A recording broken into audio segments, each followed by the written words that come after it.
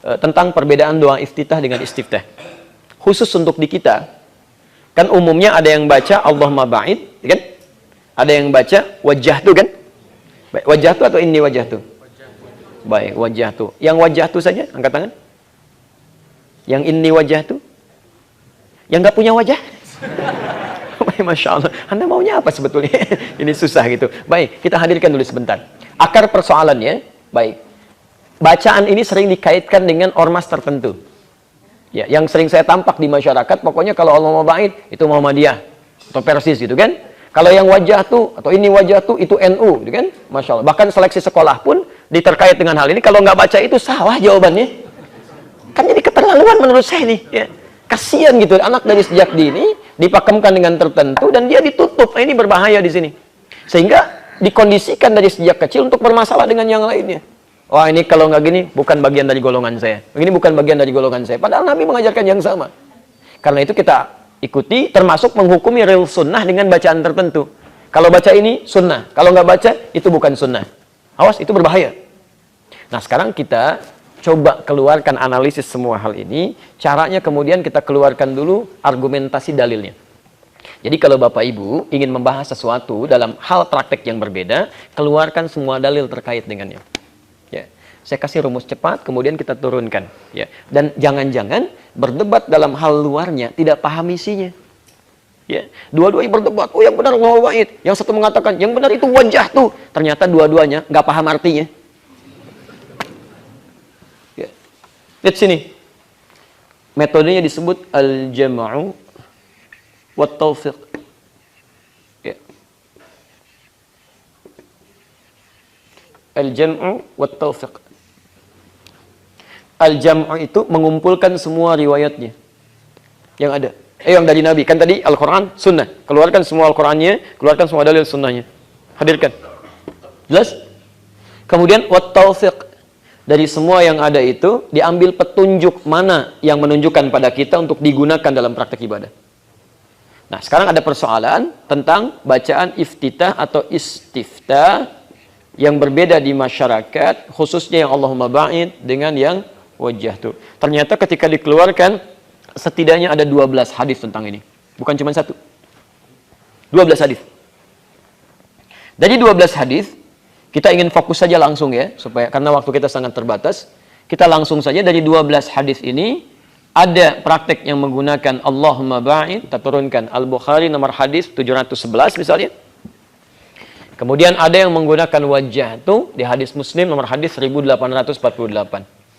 Dan saya waktu ke Indonesia saya perhatikan wajjahtunya ada yang pakai ini juga, ini wajjahtu.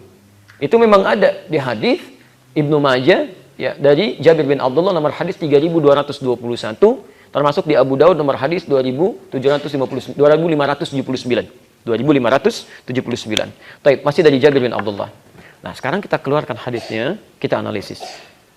Ternyata pertama, maaf, benar yang membaca Allahumma ba'id itu ada hadisnya dari Nabi di Al-Bukhari nomor hadis 711. Abu Hurairah pernah salat di belakang Nabi, maka Nabi diam sakata hunainatan. Kemudian baru baca Al-Fatihah. Setelah selesai, Abu Hurairah bertanya, "Ya Rasulullah, saya menyimak Anda dalam salat tadi, diam sejenak, sakit cahunainatan. Apa yang Anda lakukan?" Kata Nabi, "Qultu, saya membaca doa, Allahumma ba'id baini wa baina khatayaya kama ba'adta bainal masyriqi wal maghrib." Jelas sampai sini? Dan seterusnya. Jadi kalau Anda yang membaca iftitahnya atau istiftah menggunakan Allahumma ba'id, itu artinya benar petunjuk Nabinya ada. Jelas? Baik. Sekarang bagaimana dengan wajah itu? Ternyata ada juga di hadis Muslim nomor hadis 1848, kita dengar hadisnya dari Ali bin Abi Thalib. Dari Ali bin Abi Thalib radhiyallahu taala anhu, kata beliau, "Shallaitu khalfa Rasulillah sallallahu alaihi wasallam." Saya pernah salat di belakang Rasulullah sallallahu alaihi wasallam. Fastaftah, maka beliau membaca doa istiftahnya dengan wajjahtu wajhiya lilladzi fataras samawati wal ard dan seterusnya hadis. Jadi yang baca wajjahtu pun itu benar karena ada hadisnya di hadis Muslim nomor hadis 1848 dari Ali bin Abi Thalib. Jelas sampai sini? Sekarang saya mau baca inni wajjahtu. Cari dulu hadisnya, ada nggak? Kalau ada kita ambil, kalau nggak ada kita tinggalkan. Ternyata ada di Ibnu Majah nomor hadis 3221 dengan juga di Abu Daud nomor hadis 2579. Dari Jabir bin Abdullah, bukan Abu Hurairah, bukan Ali, dan bukan keduanya, tapi Jabir bin Abdullah radhiyallahu taala anhuma. Saya bacakan. Ra'aitu Rasulullah sallallahu alaihi wasallam. Saya sering kali melihat Rasulullah sallallahu alaihi wasallam hina yadhbah. Fokus. Setiap kali akan menyembelih hewan kurban. Aqbalal qiblah, menghadapkan hewannya ke arah kiblat. Thumma qala, kemudian mengatakan, Allahumma hadza min Muhammad wa ali Muhammad wa ummat Muhammad. Ya Allah, mohon terima kurban ini dari Muhammad, keluarga besar Muhammad dan dari umat Muhammad. Izin ya, nanti kalau Idul Adha atau mau kurban, tolong ikuti tahapan sunnahnya, pahalanya banyak. Begitu dijatuhkan, hadapkan dulu ke kiblat hewannya. Setelah itu tujukan untuk siapa kurbannya. Ya Allah, kurban ini untuk si fulan. Thumma qala bismillah ya Allahu akbar. Kemudian katakan bismillah ya Allahu akbar, kemudian sembelih. Setelah itu belum selesai. Thumma qala, kemudian masih dalam menghadap kiblat. Entah yang menyembelihnya atau yang berkurbannya. Dia katakan langsung, inni wajjahtu wajhiya lilladzi fataras samawati wal arda, dan seterusnya hadis. Ternyata kalimat inni wajjahtu itu saya pernah teliti langsung di 1235 kitab hadis. Semuanya menunjuk pada prosesi penyembelihan hewan kurban atau proses lontar jumrah. Jadi tidak ada satupun kalimat inni wajjahtu yang menggunakan inni itu yang digunakan dalam sholat sebagai doa iftitah. Jadi yang baca inni wajjahtu itu bukan bacaan iftitah, itu bacaan saat menyembelih hewan kurban atau saat lontar jumrah. Jelas sampai sini? Baik, kalau Anda ingin bacakan dalam sholat, bacakan yang wajjahtu saja. Ustaz, tapi kan ada di Quran, surah Al-An'am ke-6, surah ayat ke-79. Nabi Ibrahim aja baca ini wajjahtu, Nabi Ibrahim baca ini wajjahtu. Masa kita yang bukan Nabi nggak boleh baca itu? Mas, tolong lihat dulu, Nabi Ibrahim kapan bacanya? Dalam suasana apa? Itu bukan dalam suasana sedang sholat. Sedang mencari keyakinan kepada Allah ketika melihat matahari, lihat bulan, lihat macam-macam. Setelah itu beliau kemudian berpasrah diri kepada Allah, bukan dalam konteks sedang sholat. Sholat kita itu diatur Nabi, ada contohnya. Sahabat aja salah diluruskan oleh Nabi, kita yang bukan sahabat masa nggak mau ngikutin Nabi? Itu yang agak aneh ya. Baik, ternyata saya sampai pergi tuh ke ujung Jawa Tengah. Saya cek di mana anak-anak ini belajar. Sumbernya di sini. Sampai saya koleksi kitab-kitab dari teman-teman yang di Ormas itu. Saya beli yang dari Muhammadiyah, yang dari NU, yang dari macam-macam. Ternyata di semua kitab yang aslinya itu nggak ada ininya, Pak. Entah kenapa kemudian tersebar di masyarakat, buku yang tipis-tipis itu ada tambahan ininya. Mungkin itu yang harus sedikit diluruskan tuh anak-anak kita yang sedang belajar. Mohon izin ya, tolong untuk anak-anak Bapak Ibu agak ketat ya. Jangan biarkan dia salah. Nanti jadi kebiasaan. Ya, pelan-pelan diajarkan dengan baik. Kalau bisa ngajarkan yang benar, jangan ajarkan yang salah. Jelas sampai sini? Nah, kalau sudah jelas, yang penting untuk dipelajari, saya tutup sampai sini, sebetulnya bukan karena wajah tu atau Allah mubaidnya. Yang penting dipelajari, yang sunnah betulannya ini di sini, yang harus Anda lihat, bukan cuma bacaan.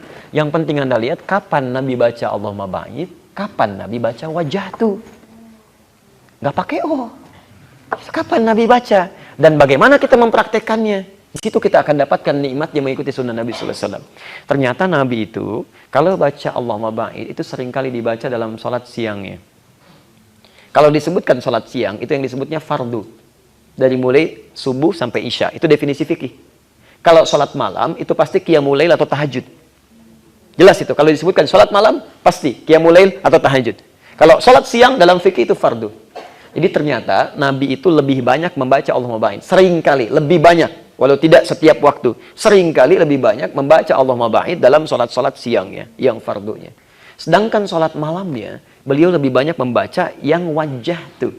Di samping doa lainnya. Yang ya Rabba Jibril wa Mikail dan sebagainya. Tapi lebih banyak yang dibacakan yang wajah tuh. Di sini rahasianya kita kupas. Kenapa beliau dalam sholat siang lebih banyak membaca yang Allahumma ba'id. Baik. Sekarang kita baca dulu kalimatnya, kita pahami ya. Lihat, fokus, bacakan. Allahumma ba'id baini wa baina khataayaya kama ba'adta bainal masyriqi wal maghrib. Baik, teman-teman tolong fokus sini. Saya tuliskan sedikit ya. Bayangkan aja ya sebelah sana. Baik. Allahumma ba'id. Ini. Ya, saya ajarkan ilmu bahasanya dulu ya. Saya ajarkan ilmu bahasanya. Allahumma ya Allah, kalau ada bahasa Allahumma, itu permohonan dengan lembut, dengan merendah. Jadi kalau Anda ucapkan Allahumma, berharaplah dengan baik. Udhu rabbaka tadarru'an wa khufyah. Ya, memohon dengan penuh kelembutan. Ba'id, mohon jauhkan, bukan cuma jauh, tapi sejauh-jauhnya. Jadi dalam bahasa Arab itu ada ba'id, ada yang pakai tasydid, ba'id. Kalau kalimatnya menggunakan yang kedua ini, ba'id, itu artinya sesuatu yang dijauhkan, tapi masih kelihatan. Ba'id as-sa'ah anni. Tolong jauhkan jam dari saya. Jauhkan. Ditempel di dinding. Saya masih lihat. Itu menggunakan tasydid. Ba'id.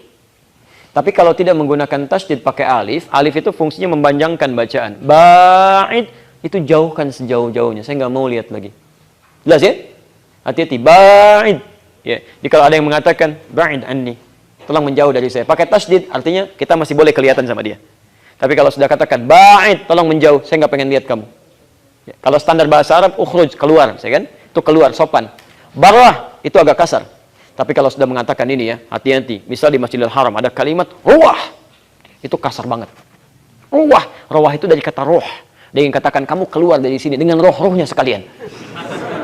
Jangan di sini gitu kan, dengan roh-rohnya sekalian. Itu tolong pahami kalimat itu. Jangan senyum, ruah. Karena belum paham gitu ya. Itu sedang marah orang itu ya. Baik, kembalikan ke sini. Ba'id. Allahumma ba'id baini. Ya Allah, mohon sejauh-jauhnya ya Allah. Jauhkan sejauh-jauhnya. Ya, saya nggak pengen lihat lagi. Apa yang dijauhkan? Baini antara saya wa baina khataya ya. Khataya ya, kesalahan-kesalahan saya. Khataya itu bentuk jama dari kata khata. Jama' dari kata khata. Khata itu kesalahan yang diperbuat. Khata'un. Jamaknya dari khata, jamak pertamanya akhta. Akhta. Kalau ini dibentuk dengan kalimat yang sifatnya ingin mengakui berlumur lebih banyak lagi. Ini banyak, yang ini merasa nggak terlukiskan, banyak banget dosanya, salahnya banget. Ya, maaf, salahnya banyak banget. Maka diganti dari akhta menjadi khataya. Kalau Anda tambah ya kecil di ujungnya, ya ini bentuk pengakuan saya. Jadi ngaku gitu kan. Jadi ada orang sholat yang sebelum sholat dia mengatakan, ya Allah, saya membawa banyak kesalahan saat ini ya Allah. Mohon ya Allah, jika dalam sholat ini saya banyak salah selama ini, mohon ya Allah, jauhkan antara saya dengan kesalahan-kesalahan yang saya perbuat. Di situ Anda akui. Mungkin sebelum sholat, Anda berbuat salah pada tetangga, Anda pernah mengecewakan pasangan hidup, membuat ibunda Anda menangis, sehingga ridha Allah tidak diturunkan pada Anda. Itu yang menghambat rahmat Allah turun pada Anda. Begitu Anda merasakan khataya, ya akui di situ. Jauhkan ya Allah. Saya nggak pengen lihat lagi sejauh-jauhnya, jangan diungkap lagi di akhirat. Mohon tutup ya Allah. Karena di akhirat nanti akan dibuka semuanya. فَمَنْ يَعْمَلْ مِثْقَالَ ذَرَّةٍ خَيْرًا يَرَهُ وَمَنْ يَعْمَلْ مِثْقَالَ ذَرَّةٍ شَرًّا يَرَهُ. Yang baik diperlihatkan, yang buruk diungkap. Anda mengatakan dari sejak hidup, mohon ya Allah jangan dibuka nanti. Allahumma naqqini minal khataya kama yunaqqa thawbul abyadhu minad danas. Kalau memang sulit ya Allah, mohon ya Allah bersihkan saja ya Allah seperti pakaian dibersihkan dari noda. Kalau perlu gunakan air yang sangat dingin untuk menghancurkannya. Bil ma'i wat thalji wal barad. Teman-teman sekalian, kenapa ini sering dibaca dalam salat-salat siang? Karena umumnya dalam aktivitas siang itu, siang bagi kita itu lebih banyak aktivitas dibandingkan dengan malam. Silakan cek, banyak mana beraktivitas siang atau malam? Siang. Orang yang banyak beraktivitas, itu lebih besar banyak potensi salahnya dibandingkan dengan orang yang diam. Anda kebanyakan jalan, berpotensi riskan kepleset dibandingkan dengan menata langkahnya. Kebanyakan melihat, bisa salah lihat. Sering-sering lihat TV, tiba-tiba iklan. Masya Allah, iklannya shampoo yang tampil rambut orang. Salah juga. Bapak kalau lihat iklan shampoo, lihat shampoo-nya, lihat orangnya. Tuh. Mau lihat mobil, lihat-lihat. Masya Allah, lihat iklan mobil yang tampil perempuan. Kan beda gitu, bisa salah lihat. Ya, bisa keliru di situ, itu mata aja berapa dalam sehari salahnya. Itu belum lisan, kebanyakan bicara bisa banyak salahnya. Saya juga nggak akan lama-lama ini ceramahnya, bisa salah gitu. Bisa keliru teman-teman sekalian, itu bisa salah. Ya. Karena itu bisa hati-hati. Ayo saya mau tanya nih, barusan kita sholat subuh kan? Sampai sekarang aja jam 6:04 tuh, sudah hampir 2 jam. Ada di antara kita yang nggak punya salah? Boleh angkat tangan? Yang sedikit? Yang banyak? Tuh saking banyaknya nggak bisa ngangkat kita. Sudah salah tuh. Jangan-jangan pikiran kita aja sudah salah. Sekarang pun mungkin sudah keliru. Ada yang mikirin ustadznya, ada yang macam-macam. Kenapa jadi begini? Ada yang mikirkan yang lain. Pikiran kita aja sudah bisa salah. Itu belum turun ke mulut tuh. Belum turun ke pandangan, belum turun ke yang lainnya. Jadi karena itulah di antara 2 sholat itu dan sholat-sholat yang lainnya kita memohon kepada Allah, ya Allah, mohon bebaskan. Karena itu di hadis Muslim, nomor hadis 233, Nabi sampai mengatakan begini, as-salawatu ila salawat, wal jumu'atu ila jumu'ah, wa ramadan ila ramadan, kafaratun lima bainahunna. Sholat ke satu dengan sholat yang lainnya. Subuh ke zuhur, gitu kan? Masya Allah, zuhur ke asar, atau Jumat ke Jumat atau Ramadan ke Ramadan. Kalau benar ditunaikan, menggugurkan dosa-dosa di antara keduanya. sepanjang bukan dosa besar. Kalau ingin cepat digugurkan ya jangan nunggu duhur nanti, karena ada syuruk, barangkali ada dosa yang cepat dihilangkan, karena belum tentu hidup sampai dengan duhur. Belum tentu, Pak. Siapa yang bisa menjamin hidup sampai dengan duha? Nggak ada. Karena itu evaluasi diri. Itu setiap kita sholat, kita evaluasi. Ya Allah, jangan sampai meninggal, saya membawa dosa. Itu sholat kayak gitu enak, Pak. Demi Allah saya katakan enak gitu. Abu Bakar itu ahli surga. Pahanya nggak sebanding dengan amalan semua manusia. Itu begitu takbir. Saking pahamnya dengan bacaan ini, itu langsung menangis. Abu Bakar masih nangis. Kata Nabi, Abu Bakar kamu jadi imam ya. Nabi ada agak kesulitan untuk mengimami. Kata Abu Bakar, ya Rasulullah jangan saya. Kamu jangan banyak nawar. Saya itu orang yang banyak sedihan ya Rasulullah. Takut gak khusyuk nanti yang lainnya.